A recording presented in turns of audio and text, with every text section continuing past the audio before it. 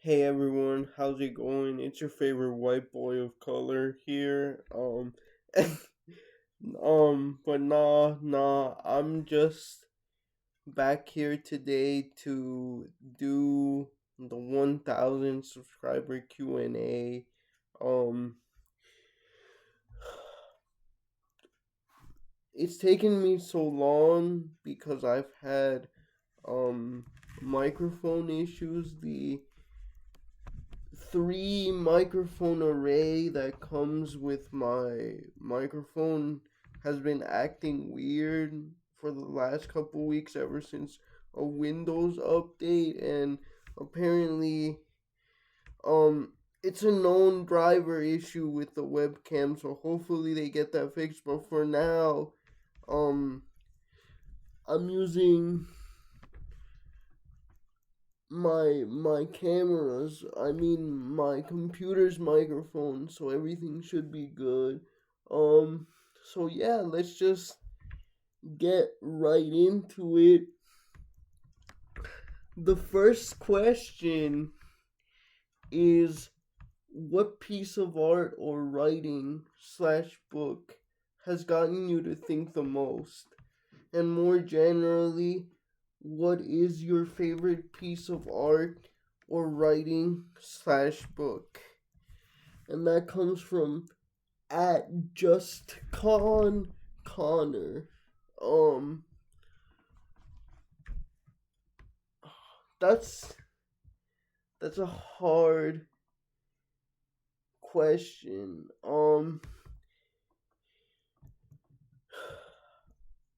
I'm gonna give two slightly different answers. The first answer I'm gonna give is my favorite text in English and my favorite text in Spanish. Okay, so my favorite text in English is probably the autobiography of an ex-colored man uh by James Weldon Johnson, um who was a black writer. And it's about a guy who passes for white during the mid to late 19th century into a little bit of the early 20th century. Um, and you can probably guess why I like that book so much, because it parallels a lot of my own experiences as your favorite white boy of color. But yeah, no. Also, I really like it because James Weldon Johnson, he was a diplomat and he worked in a lot of Latin American countries, and he puts it in that book like the guy um helps Cuban cigar makers fund the the Cuban Revolution in the book, bro. That's awesome. Like that's one of the only non-Latino people from the United States that's written about Afro Latinos and Latinos generally, and he spoke Spanish even. So I that's why it's my favorite story. And then in Spanish, I would probably have to say um Leyendas de Guatemala by Miguel Ángel Asturias. Um just because, like, I mean, bro, as a mestizo, at least you're not really told that many indigenous stories. So it was just nice to have a collection of Mayan. I think it's a mix. I think he has um Quichen, Cachiquel. stories in there mostly. But yeah, I mean, and I feel like for most mestizos, unless their indigenous ancestry is really really recent, um like a lot of us don't know about our indigenous ancestors directly, so that's why I like it. He just um Miguel Angel Asturias is just kind of based, brothers and sisters. I don't know how else to describe him. You know, he won the Nobel Prize in literature, and yeah, he deserved it. Anyway, next question. You may have answered in a previous video, but what makes you happy? And what do you find to be the most challenging thing about being disabled? I suffer from chronic pain, and although I am extremely grateful for the support I have and the opportunities that I have been given, I still find myself struggling with depression. I've read and watched many books and videos on spiritual teachings, Eckhart Tolle, etc. And we are all human and experience these things. Um, what are your thoughts on depression, and what do you tell yourself to preserve through the trials and tribulations of life? Okay, that's a chunky question, my man. But I'm gonna try to take it one by one. Okay, so what makes me happy? I'm gonna be real, son. Not that much. Most things that I do throughout my day are just honestly because I'm on my Ligma grind set. Uh, on a daily basis, I'm trying to become a yogurt male. Um, and so you have to do things that don't make you happy. um no, but in all seriousness, yeah, I am sort of trying to build myself right now, and that requires a lot of sacrifice. Most of the things that I do every day, I kind of just feel neutral about them. I kind of just feel like I have to get them done in order for me to um at least have a shot of making something of myself in the world. Um, but really, the only thing that makes me happy now is working out. I love working out. I've been doing it for 12 years. I've made videos on here about how much I love lifting, how it taught me discipline, and all of this stuff. So, yeah, that answers that. Now, next, what Oh, I'm sorry. I skipped thing. Anyway, so what is the most challenging thing about being disabled? Probably lack of support from wider society. Don't get me wrong, as far as disabled people go, I'm fortunate enough to have a good family support system, but um honestly, most able-bodied people don't care about your existence as a disabled person. I've said that before on here, and honestly, yeah, like very few disabled people are willing to make even the slightest accommodations for you, or be seen with you in public, for example, or support your issues openly. And honestly, as you know, any movement does not get anywhere without allyship. So yeah, that's what's bugs me the most. Other people's attitudes towards disability.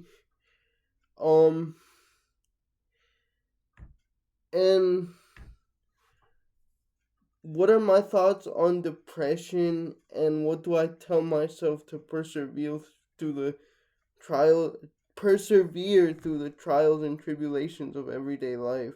Um Man, honestly, I have to be honest, as a man, because we get no emotional support. I've also talked about that on here, but you kind of just have to say it is what it is and continue forward. But I guess more substantively, um, I try to just lead a simple life, and I'll get to why that is in later questions when I'm answering them, but like I try to just live, like a very Epicurean, very Buddhist type of simple lifestyle. I don't drink that much. Maybe have a drink once or twice a year or every 2 or 3 or even 4 years. I I don't do substances. I just try to be the best I can every day, and just tell myself that I'm here, and if people don't like it, oh well then. Um so yeah, and that was from Cameron Razabi. I hope that answers your question. And it says the next one. Now, this one originally had three. I split it up into two and combined it with another question since they were kind of similar, but I'll answer these two first. Do your followers, with their comments on your channel, make you realize that there are good people out there? Um, honestly, honestly, no, no, they really don't, and I'll tell you why. Because number one, I've always known there were good people out there. Um, but as I said in an earlier question, it's a matter of whether or not they act and support you. And the thing is, not enough people support the wider disabled community for it to even matter, even if there are a few that really go out of their way to make you feel included in society and support you. Um I know that's not necessarily the answer that people want to hear, but I'm just being honest. Um And the next one says, does your family know about your YouTube content and is supportive of it? Um, my mother knows about it, but she doesn't necessarily support the things that I say. Like, um, I criticize genders a lot on here, both men and women, and especially the things which I think the things that I've said about women are fair. Like they reflect my experiences with them. Um, and I have never promoted like forms of HATE or HATRED on here. Um, but yeah, I know she wouldn't like them. Also, my criticism of religion and atheism is another thing that my mother doesn't really like. Um, my father, I haven't even told him because he's even worse than my mother when it comes to those things. He wouldn't like what I post at all. My brother is the only one that's really supportive, telling me that I should keep going, that I'm gonna get 1 million subscribers. I don't really think that that's not my goal. But yeah, and that's from Bizzle 7806. Thank you very much for that. I know you have another question. I'll get to that later. All right. Next one. It says, "What is your master's again and how are you finding it? Easier or harder than you expected? Do you think it's necessary to have it for your career path?" Um and yeah, this is one of the ones where I combined the questions, and so that's from Bizzle 7806 and Bara O'Connor 9815. So what is your master's again? My master's is in the liberal arts. And basically, all of that means is like, I don't know if you guys are familiar with the traditional system of classical education. Well, we basically do that, but through the texts themselves as primary sources. Like, I read Aristotle's Ethics, Aristotle's Politics, Plato's Meno, Plato's Timaeus, Lucretius on the nature of things. We Euclid's Elements, the first book, and also um Lobachevsky's Planar Geometry, um a whole bunch of Greek plays like from Euripides, Sophocles, Aristophanes, um and really it's just a basically a survey of Western literature and Western education through classic classic texts um over a 2 year time span, um where we discuss these texts in a seminar style completely online. um and yeah, that's pretty much it. um okay, and is it easier or harder than I expected? It's honestly a, a lot easier because um basically when I was in undergrad, I nailed down a system pretty much right away for how I did things, and I use voice dictation, so it's pretty much easier. Plus, we only have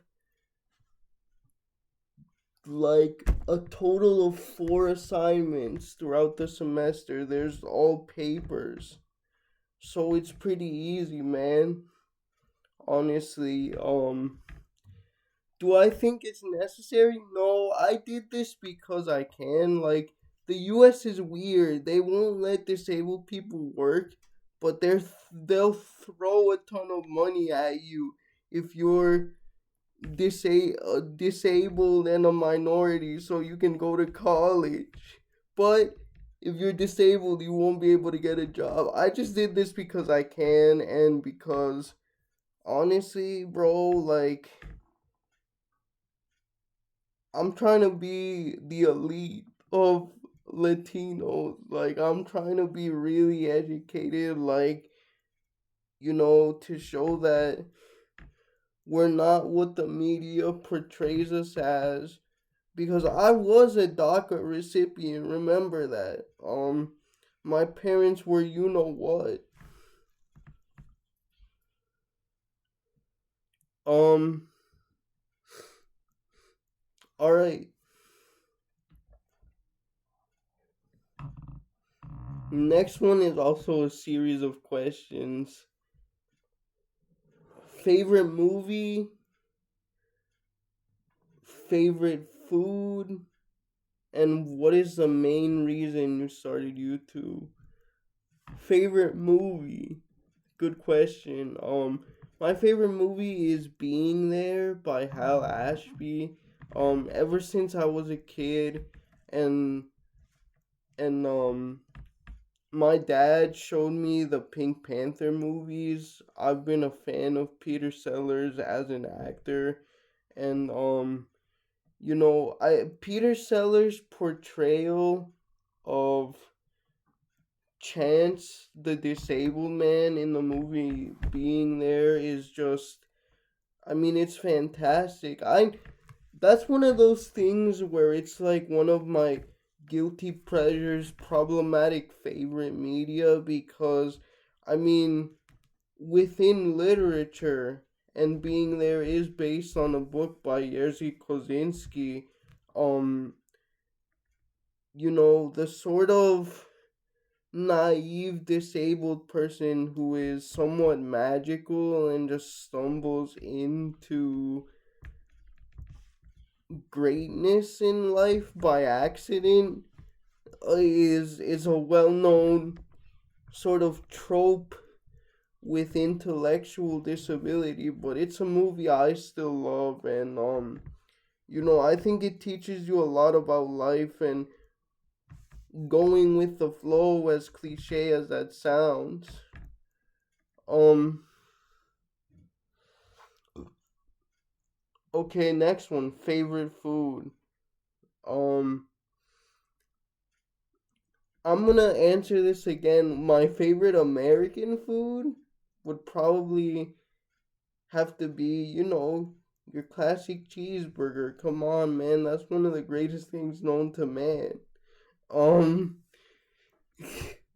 Favorite um Latino food, man.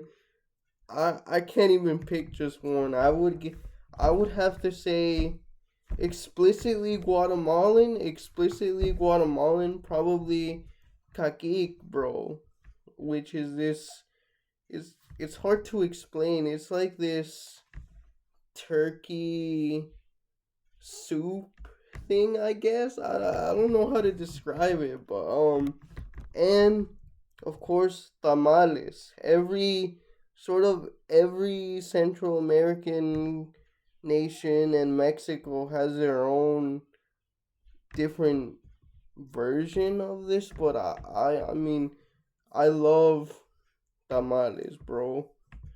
I'll have tamales any meal, any day of the week, breakfast, lunch, or dinner.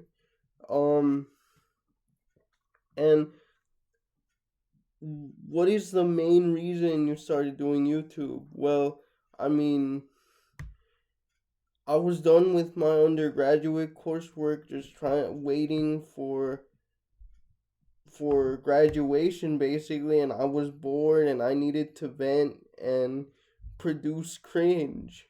And yeah, that's kind of the main reason, honestly, I started doing YouTube. Um, and okay, here's another one. Um, and I'm sorry, that last question was by Aritz Sabala Cooper. Thank you very much. Next one, where do you see yourself in 5 years, 10 years? Career wise, mainly, but obviously, feel free to sprinkle it with non career related stuff if you want. At Bajo la Luna Pod. Okay, this is my friend Juan. Hi, Juan. Um, how you doing? Where do I see myself in 5 and 10 years career wise?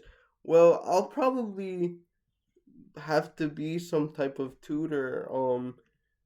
or like a freelance writer because I have income limits. If not, I lose my disability benefits because the U.S. is like that. It likes to put income limits on the disabled so they never become truly independent. And I wrote an article about that, and about how other countries disenfranchise disabled people. I'll leave it in the description.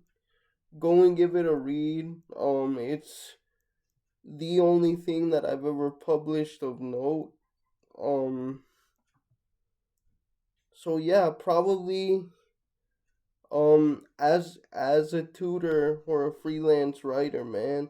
But as far as non-career related stuff, man, after I graduate with my master's degree, I'm gonna take a freaking break. I'm gonna, just walk around my neighborhood, play video games and stuff, regular man things. And finally, another series of questions. Um, do you have a biggest fear?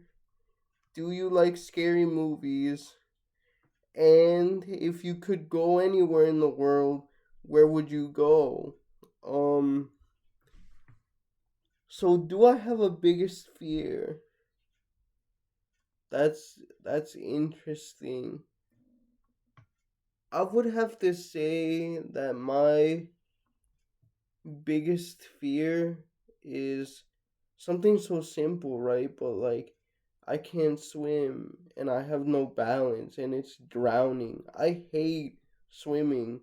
I hate the water. I don't want to drown. Drowning to me is one of the worst ways to pass on to the other side. Um I hope that's not the way I go. Do you like scary movies? No, generally, and that also has to do with my disability. I have what's called a startle reflex, so loud noises make me jump and spasm really bad. So no, I don't like scary movies that much. I I think the only scary movie I like is The Shining, but like that doesn't really have big scary moments like most scary movies. And if you could go anywhere in the world, where would you go? Um I mean, I've already been to Guatemala. I've been to the land of my indigenous ancestors. My The only logical answer I think for me next would be to go to Spain. Specifically, I'd like to visit Galicia. I'd like to visit Andalusia because that's where most of my ancestors are from. I'd like to visit Gibraltar. I know that's technically in the UK, but it's still in the Iberian Peninsula. And then also work my way down to the um to the northern parts of Africa like Morocco because I also have ancestry from there. And that's from again as they were. Thank you very much, guys. I'll see you later.